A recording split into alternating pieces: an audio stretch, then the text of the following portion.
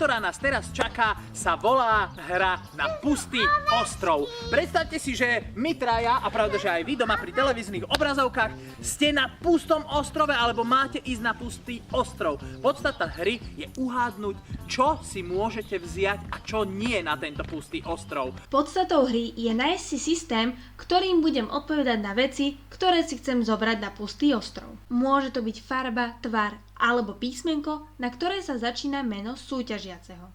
Napríklad ja som Tony, to znamená, že ja si môžem zobrať veci všetky na T.